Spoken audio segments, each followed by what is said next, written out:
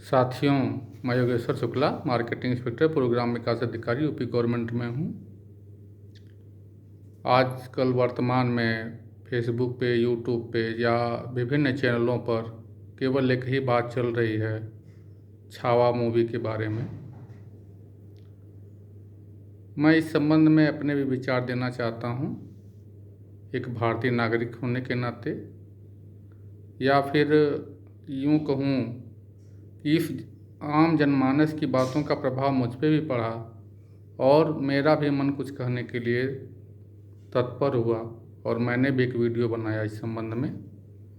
किसी को भी मेरी किसी भी बात से दुख हो तो मैं पहले ही क्षमा मांग ले रहा हूँ, क्षमा प्रार्थी हूँ इसके नाते कि मेरी किसी भी बात से किसी को नाम मात्र का भी यदि दुख हो तो पहले ही मैं क्षमा मांग रहा हूँ। जो लोग इतिहास का अध्ययन किए हैं या कर रहे हैं या जो बहुत पढ़े लिखे लोग हैं, जो समझदार हैं, उन्हें यह बात अवश्य पता होगी कि राजा महाराजा या उस समय में जब राजतंत्र प्रचलित था तो जितना परिक्षेत्र उनका था, जितना उनके अधिकार क्षेत्र में था, वो अपना उनका लगातार विस्तार करते रहते थे। चाहे कोई विदेशी आक्रांता किसी को कहे या कोई ये कहे कि कोई अन्य शासक किसी दूसरे शासक पर आक्रमण करता था, वह सभी अपने साम्राज्य विस्तार की नीति का ही अनुपालन करते थे। उनके जितने दूर तक इलाके फैले होंगे उतने दूर की राजस्व आय या अन्य आमदनी उनको होती रहेगी।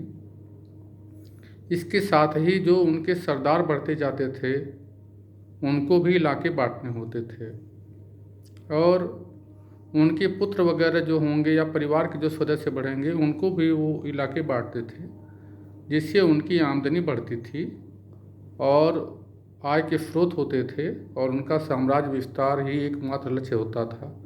जितना बड़ा साम्राज्य, जितना शक्तिशाली शासक होगा उतना ही साम्राज्य का विस्तार करेगा। इतिहास में कई ऐसे शासक हुए हैं जो कि क्रूर शासक के रूप में जाने जाते हैं। जैसे मूवी के माध्यम से, यद्यपि मैंने पूरी मूवी नहीं देखी है क्योंकि मैं इतिहास पढ़ता रहता हूँ और जो भी मुझे थोड़ा बहुत ज्ञान है उस आधार पर मैं कह रहा हूँ कि जब औरंगजेब स्वयं अपने पिता के साथ और अपने भाइयों के साथ दुर्व्यवहार किया, या यह कहें कि जब उसे ऐसा लगा कि शाहजहां जो है दारा शिकोह को सत्ता देना चाहते हैं, अपने बड़े पुत्र को जो उन्हें बहुत प्रिय था, और वह स्वयं सत्ता के लिए था कि हम स्वयं शासक बनेंगे, तो ऐसी दशा में वो अपने पिता को भी नज़रबंद किए था और दारा शिकोह और अन्य भाइयों की हत्या के लिए भी वो जिम्मेदार था। तो क्या उससे किसी अन्य शासक से जिससे उसका वैमनस्य हो, वह उसके साथ बहुत उचित व्यवहार नहीं करेगा। दूसरी बात रहती है कि एक ऑप्शन वो देते हैं, जैसे मुग़ल हैं तो यह ऑप्शन दिए कि यदि आप मुस्लिम धर्म स्वीकार कर लें और हमारे प्रति समर्पित रहें तो आपकी जान बख्श दी जाएगी।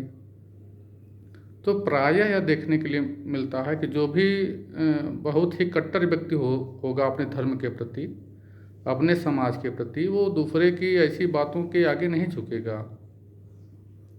और यदि वो झुक भी गया तो अपने आत्मसम्मान जो उसका रहेगा, जब वो मर जाएगा तो वह अपने को जीवित तो देखेगा लेकिन अंदर से खुद वह जीवित नहीं रह जाता।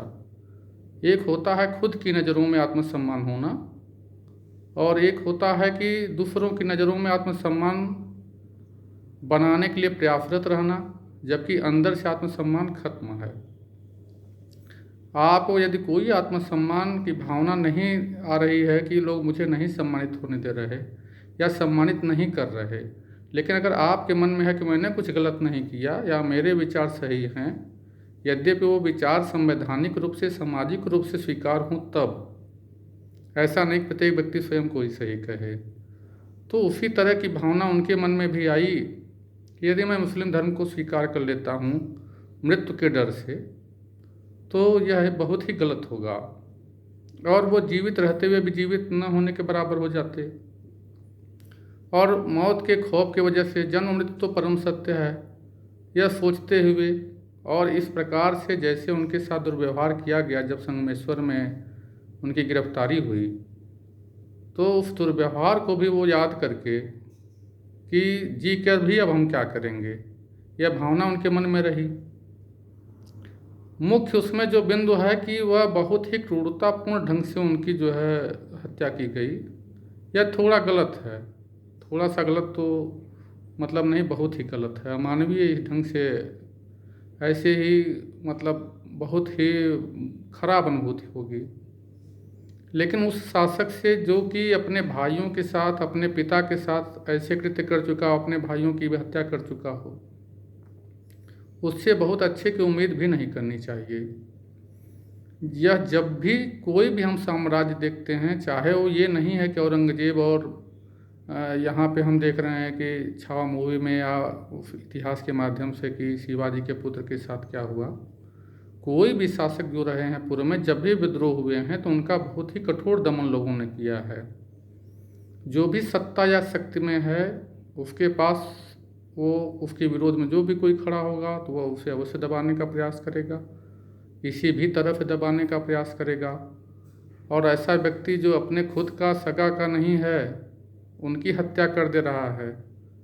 और इस संबंध में भी कई कहानियाँ हैं, मैं कभी कभी वीडियो के माध्यम से बताता रहूँगा। तो हम यही कहना चाहेंगे कि यदि आप पढ़े लिखे हैं, हिंदू, मुस्लिम, सिख, ईसाई या किसी भी धर्म को मानने वाले हों, किसी भी पंथ को मानने वाले हों, हमारा देश संविधान से चलता है, कानून बने हुए हैं, उनका अनुपालन होना चाहिए। एक मुस्लिम व्यक्ति भी अच्छा हो सकता है, एक हिंदू व्यक्ति भी अच्छा हो सकता है, एक सिख भी अच्छा हो सकता है, एक ईसाई भी अच्छा हो सकता है।